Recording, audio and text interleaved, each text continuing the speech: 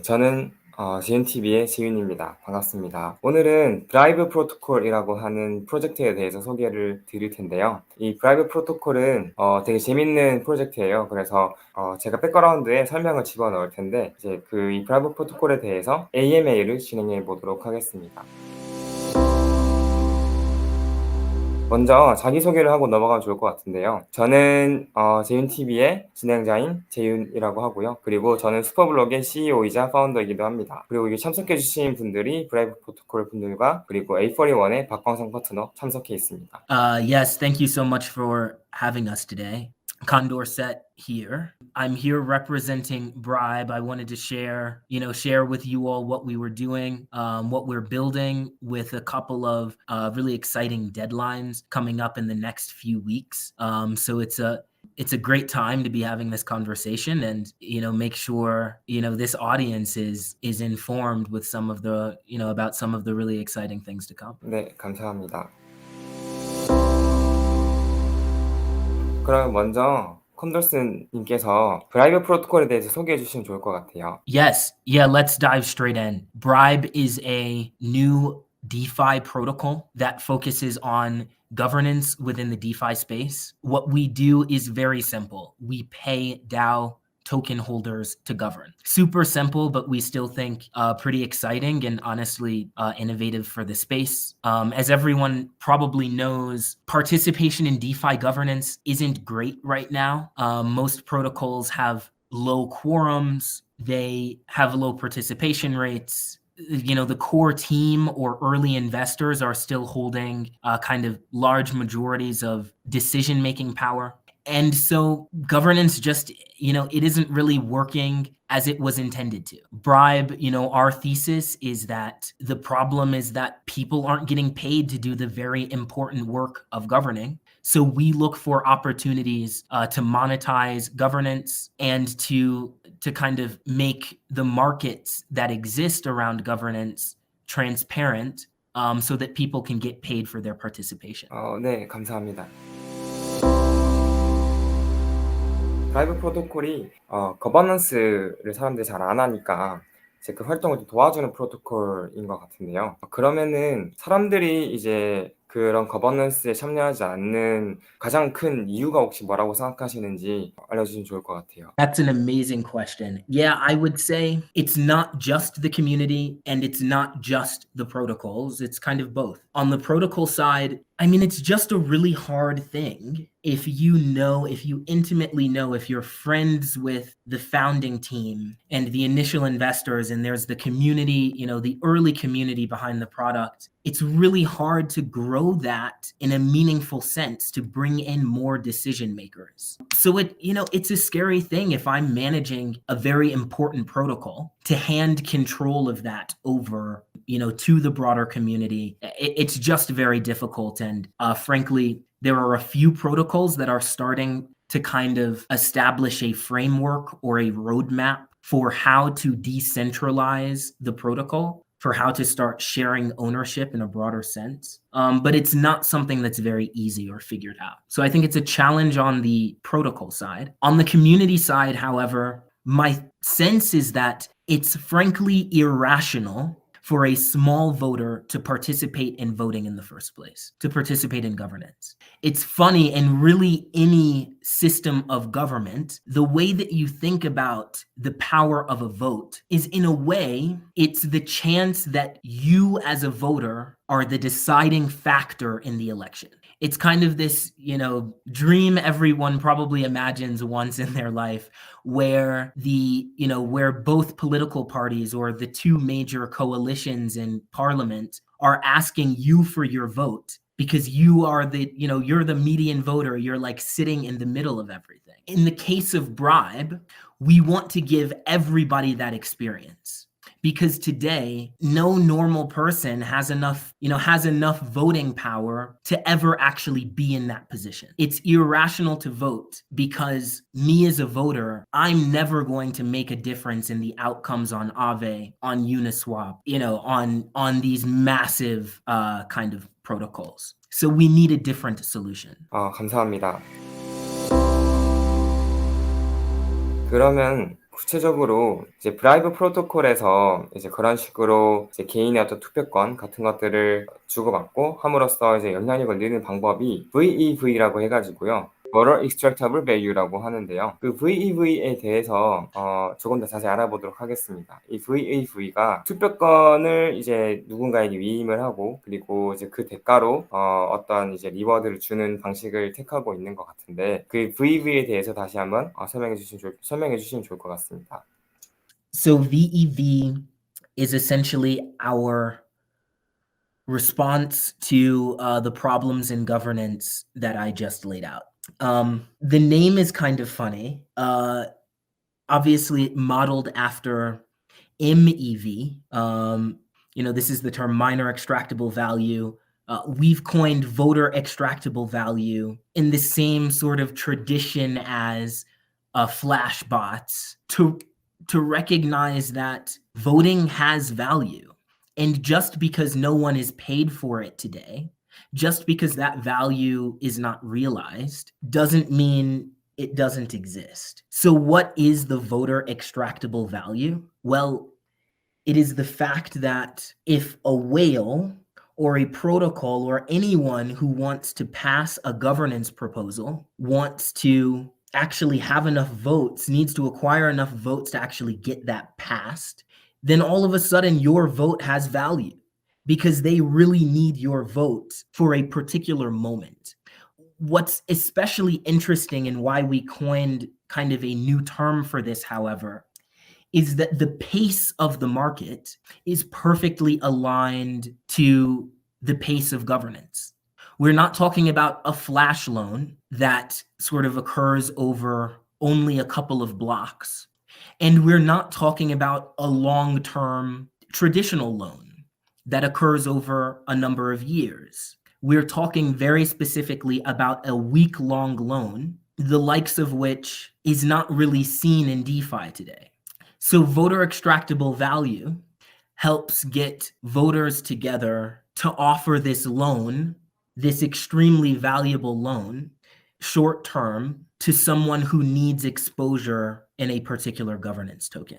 I think what's important to mention here is that to reinforce, honestly, is that voter extractable value already exists. As a concept, there fundamentally is a marketplace for governance that is monetized. I'm sure everyone here kind of has a basic sense of how DAOs work.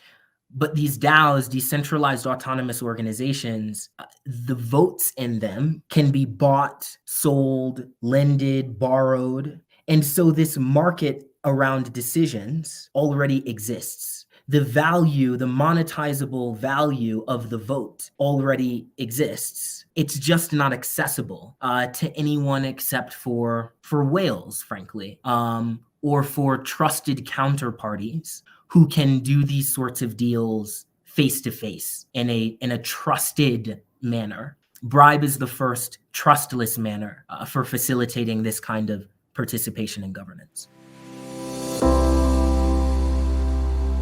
네, 그러면 브라이브가 VV를 통해서 이렇게 숏텀으로 그 투표권을 빌려주고 그 대가로 이제 어떤 보상을 지급하는 형태인 것 같은데요. 이 투표권을 숏텀으로 빌려준다면은 계속해서 이제 그 거버넌스 토큰을 가진 사람이 액션을 취해줘야 되잖아요. 그래서 그 액션을 취하는 것을 유도하는 것인지 아니면은 롱텀으로 빌려주고 그 대가로 계속 지속적으로 수익을 얻을 수도 있는 건지에 대해서 궁금합니다.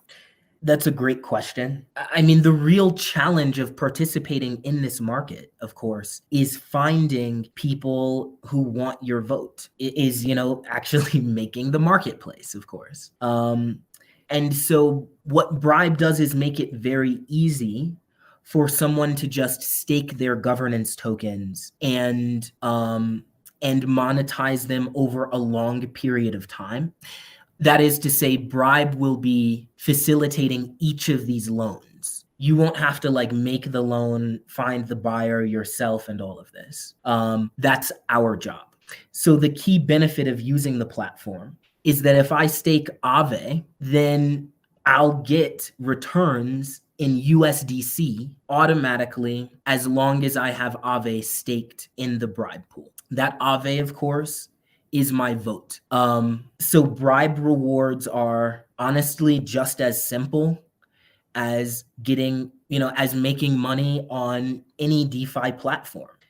I'm going to stake my governance tokens. I'll stake my vote. I'm going to wait until there's a governance proposal that someone wants to, make a market out of or participate in as a bidder. And then I'll earn after the proposal actually is voted on. Regardless of who wins, I'm going to get that USDC based on the person again who wanted that exposure to my vote. Finally, while we're talking about rewards, it's worth calling out we have a token that's coming out with the MVP. The token is called Bribe, very creative. We spent a long time thinking about that one.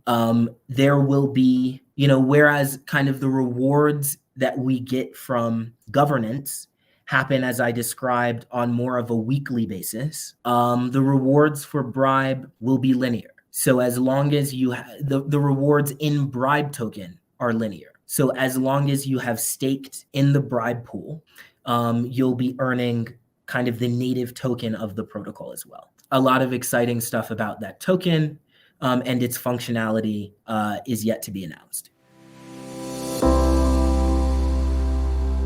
네, 마침 드리고 싶었던 질문이었는데 이 프로젝트 이름이 브라이브고 그런 식으로 이제 브라이브 프로토콜에 거버넌스 토큰을 이제 계속해서 스테이킹 할 수 있고 그 대가를 받을 수 있다면 어쩌면은 이렇게 이제 긴 시간 동안 스테이킹된 이 투표권을 누군가는 악용을 할 수도 있을 것 같아요. 그래서 그런 것들은 혹시 어떻게 막을 수 있는지 혹은 악용되는 것에 대해서 이제 어떤 오피니언이 있다면 어떻게 생각하시는지 듣고 싶습니다. Yeah, that's a great question. Wouldn't be a good interview if we didn't broach this topic, right? And it's honestly really core to how we think about design and our roadmap. So answer number one is the Guardian Multi-Sig. This is the Aave veto mechanism. And it also happens to be the protocol where Bribe is integrating with first. So when we launch, at first we will support Aave. And because Aave has this Guardian veto mechanism, there will be a backstop against this malicious behavior. However, we don't just want to stop there, right? A veto is not an ideal solution because it's effectively off-chain. That's, a bunch of smart people going to their computers and like making a decision. This is off-chain activity. And so it means that we're still not perfectly insulated here. We're not perfectly, on-chain here. And we want to get to a world in which, of course, governance is as much happening on-chain through smart contracts and, established relationships as possible. So I think the better answer, and frankly, the core of V2 of Bribe, is a taxonomy for proposals. Now, there are a couple of companies that we can talk about that are making early attempts at doing this well. But the basic idea of a taxonomy is that rather than just treat every single new governance proposal as a completely new subject, as a completely, novel idea, we can start to categorize governance proposals and what they're suggesting, along with the magnitude of their impact, and use this kind of information to do very kind of quick, intelligent decision making around what proposals should have a bribe pool, should go to Bribe, and what their starting bid amounts should be. I think it makes a lot of sense to everyone that, no governance proposal should cost as little as, let's say, $1. We don't want to waste a DAO's time with a $1 proposal. So essentially, the world that we want to get to, that we view as much more sustainable, is one where rather than essentially decide for each given proposal, rather than make voters like hang around, basically, rather than make voters focus on and assess and read every single proposal that comes through, instead, we will categorize or taxonomize governance, and only flag the really important or potentially really malicious proposals to people. The guarantee being, at Bribe, we really care about making you money 90% of the time when governance is sort of just working. However, the 10% of the time or the 1% of the time where you do need to care, where your vote really does matter, we will flag that for you based on the best available research in the space. One example kind of that we, early foray into this that we love to look at was just completed by Mazari, their kind of governance portal, where you can see, as I mentioned, kind of an example of how governance can start to be taxonomized. For instance, in Aave, we very often see proposals come in just a handful of forms. They tend to deal with grants. They tend to deal with assets, like collateral types, asset listings. They tend to deal with, strategies and products added to Aave's institutional product and Aave AMM. There are only so many decisions, right? Voters are never going to vote on Aave, whether Aave should whether Aave should release a new token and build a new product around that new token. Like, this just isn't the kind of discussion that's happening. It's not open-ended discussion. The types of proposals, the types of decisions that Aave needs to make to remain relevant and sustainable on a day-to-day basis, just to drive operations, these are fairly codified decisions. So I hope I'm starting to answer your question here, that we don't want people to focus on every single small proposal, but we need a vocabulary so that we can start dealing with these proposals as they truly are. We need to be reading the smart contract language, frankly, when we are evaluating proposals, not kind of the flowery language that they're packaged up in. 그러면 이 프로젝트가 어떤 체인 위에 올라갈 예정이고, 그리고 개발 로드맵은 어떻게 될지에 대해서 설명해 주시면 감사하겠습니다. Heavy hitting questions today. The chain question is, it's so important, existential to the protocol. Our answer is that we believe in a cross-chain future, that the best chain to be on in 2022 will probably be chain agnostic. And Bribe is built from the ground up with that future in mind. What do I mean? Well, our Aave Bribe pool is built on mainnet because the Aave DAO sits on Ethereum mainnet. However, we are also in the midst of designing a Kusama Bribe palette, and that Bribe palette will be able to interact with Kusama DAOs, very soon Polkadot DAOs as well, or the parachains rather, in a way that is completely native and internal to the parachain. So the Bribe pool is actually, it's a smart contract that is designed with a particular DAO in mind, and the smart contract sits on, again, whatever network by default that the DAO sits on. That's simply the easiest way to work it. However, this does set us up for some really exciting things on the broader roadmap. So when we're thinking about cross-chain, we're currently prototyping cross-chain voting, cross-chain decision propagation,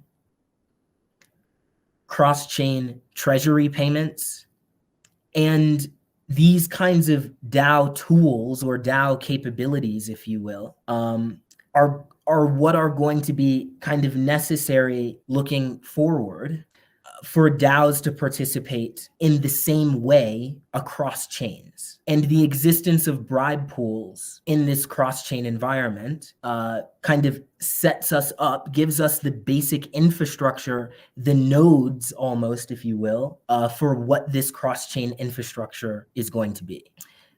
There's a couple of, exciting things that we're specifically working on. One is, so I mentioned cross-chain voting. The basic idea here is that rather than voting on mainnet, where every voter is required to pay gas costs, to vote somewhere cheaper and then propagate the decision to mainnet. Another exciting thing that we're working on is bribe staking to particular pools. So the bribe token is kind of more on this. We'll release more on this shortly, but the bribe token is sort of this in itself decentralized utility, because it will have the same value, the same use case, regardless of where the DAO sits. So the bribe token will have utility sort of no matter on what chain you hold it on. Another important kind of prerequisite for cross-chain governance. So yeah, a lot of really exciting stuff there. Again, really glad that you asked, because we're trying to keep Bribe as distributed as possible from inception. The protocol exists as kind of all of these pools. First, the Aave pool, then we'll be expanding to Tokamak. But Bribe as a concept, the token, the use case, the protocol, the pool, will work no matter where it needs to be applied, which is why we're quite excited about how scalable it is, and how quickly, we can use this protocol to change the face of governance in DeFi. 그러면 또 한 가지 질문이, 브라이브가 지원하는 거버넌스가 DeFi 한정된 것인지 아니면 메인넷의 거버넌스도 생각하시는지 궁금합니다. There are so many great L1 examples where Bribe can apply, and that tends to be because your DeFi protocols, they evolved later. They're a bit younger. They had a bit more of an opportunity to think, to plan out their decentralization. And also importantly, their kind of baseline, their validators, their baseline infrastructure doesn't need to be incentivized and compensated and protected in the same way that L1 validators or L1 infrastructure providers do. So for DeFi, it's really just the founding team, the investors. But when you look at governance elsewhere, there are even more parties sometimes that have a seat, that have a major seat at the table, basically.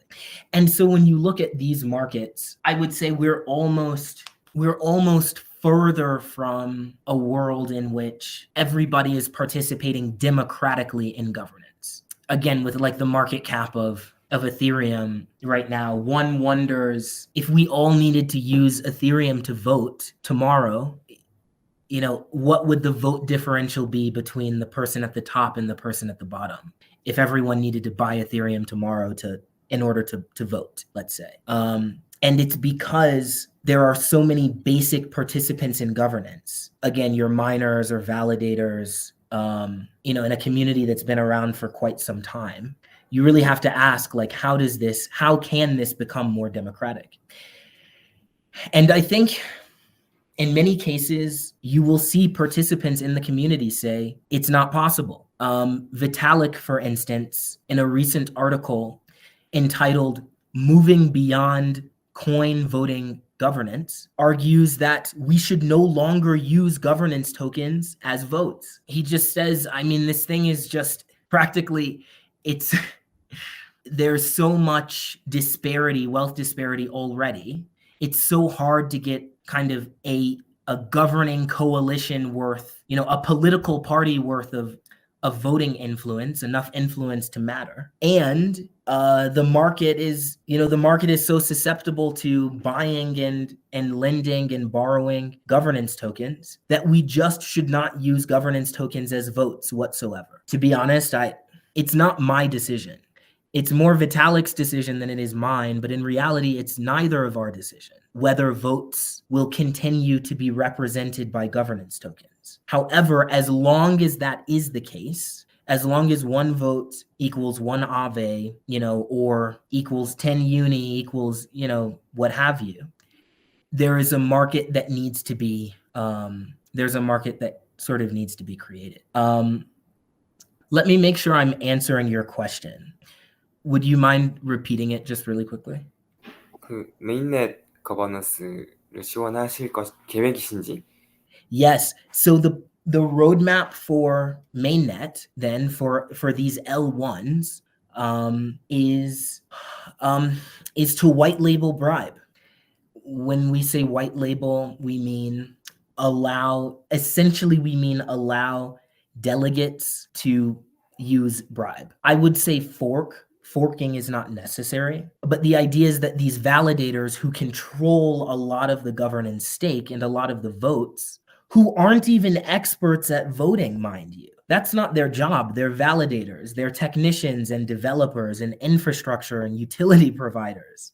They're not governance participants. So the fact that in many of these ecosystems, in many L1 ecosystems, someone who doesn't want to vote is put into the position where they have to. That is an opportunity for Bribe, because that actor, instead of voting in a voting in a random way or voting in a way that's not meaningful, they'll simply bribe instead. And my argument would be that not only is that outcome practically inevitable, but it's also market optimal. Because if those validators, if there's no value to them voting today anyway, then a market which redistributes USDC based on voting outcomes is better than a market that dictatorially dictates those voting outcomes, if that makes sense. In other words, if I'm staking with a particular validator and I ask that validator their thesis on governance, how do you vote with my stake? The validator today, or after Bribe launches, the validator is going to be able to say one of two things, basically. One of three things. It's either A, I care a lot about governance. I research every governance proposal. I have a thesis for how governance is supposed to work. B, I have no idea. Whatever that person does, I just copy them. Or C, I use Bribe. And to us, C is at least, at very minimum, a better option than B. And while we don't want to ask validators, right, how robust is your governance thesis, if we take a quick look at the market, again, it's just not their specialty. So to recap, right, next on our roadmap is a white labeled Bribe solution for two things. One, for DAOs to create their own Bribe pools without us having to stand it up centrally. And two, for delegates to participate in Bribe, to create their own strategies, to onboard voters and supporters, and to participate in Bribe in kind of a sophisticated algorithmic fashion, enabling, just a better delegate, a better governance delegate than what exists today.